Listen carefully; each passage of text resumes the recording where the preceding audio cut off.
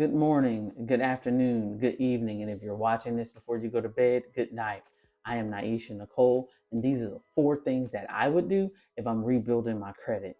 Before I dive into the video, I would just like to ask that you give this video a thumbs up, that you subscribe to the channel, and that you comment down below.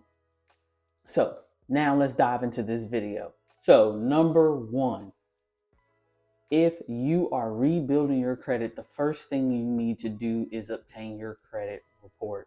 How are you going to know what you need to fix or how to rebuild if you don't know what your credit profile looks like? There are several different ways that you can obtain your credit report. The most popular one is annualcreditreport.com.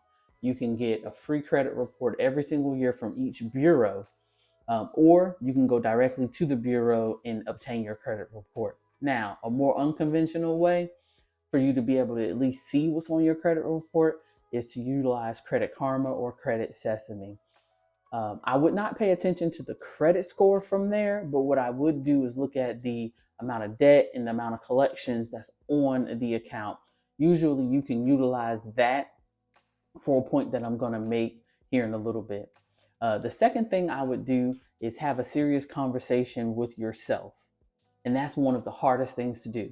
You have to ask yourself, which route are you wanting to take in order to eliminate this debt and these collections and all these negative items from your report? Do you want to take the long route or do you want to take the short route? Let me explain. The long route entails you sending out multiple letters, and you have to be patient. You have to send out letters upon letters upon letters, and you must be patient during this process because this process can take up to 6 months or even a year. It could take 2 years for you to eliminate all of the negative items from off of your credit report. The short route is you contacting the original creditor or the debt collector yourself. And I know that sounds crazy. You're probably looking at me like, why would I do that? Why in the world would I contact the original creditor, or why in the world would I contact the debt collection agency? Everybody has told me never to contact the debt collection agency and you don't have to pay. Well, some of that is true, but on the other hand, it depends on your situation. If you're trying to buy a house, they're going to want to know, why do you have this collection? You're going to have to explain everything on your credit report from top to bottom to a mortgage company that's willing to give you hundreds of thousands of dollars. They're going to want to know why you have these things on your credit report.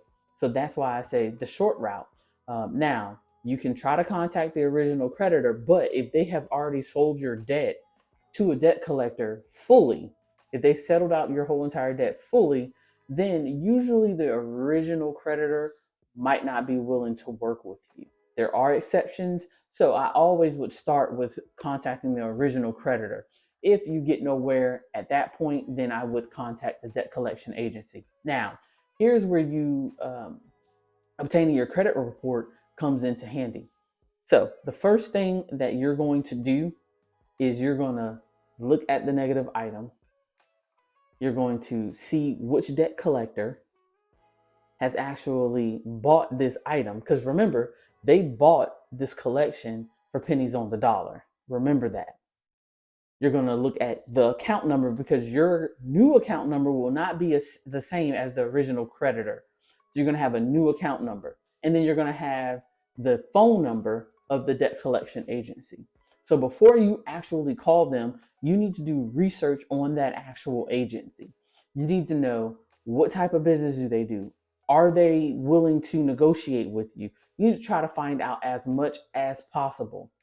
Then when you do call, you may have to call them 2 or 3 or even 4 times to get somebody on the other end that is willing to be helpful, that's basically willing to work with you, and that's willing to not be nasty towards you. Number 1, never engage with them. If they are nasty, just get off the phone and then call them back. But I will say this. If you do that, most of the time you can get 50% off of that debt, sometimes 70, sometimes 60%. It just really depends on what type of debt it is. You also want to make sure, if you're going to take the short route, that your collections are not in the statute of limitations for you to be sued. That's one of the things. Okay. You want to make sure that you do that. And the most important thing is once you've negotiated that debt down, once you've gotten 50% off or 60% off or 70% off, before you actually pay, you want to make sure that you receive a letter or an email or something saying that they're going to remove it from your credit report. Now, I will say this, sometimes with the original creditor, they will not necessarily remove it, but they'll say debt paid in full. So when you're dealing with a debt collection agency, you just want to make sure that they have agreed to remove it. Okay. And sometimes they'll give you other language. They won't directly say that they're going to remove it, but based off of the language, you know that they're going to remove it. And you repeat that process for however many collections that you have. And before you know it, your credit score will increase. I've heard people say before, if just leave the debt alone, your credit score is not going to increase. Trust me, if you deal with the debt collection agency directly and they remove it off of your credit and you no longer have that collection, let's say you have 5 collections and you remove one, just removing one collection can increase your score by 50 points. It can increase your score by 60 points. I mean, it really can do what you need to be done to your credit score and get it kind of where you're aiming up. Okay. The third thing that you want to do is once you've dealt with all of your collections, okay?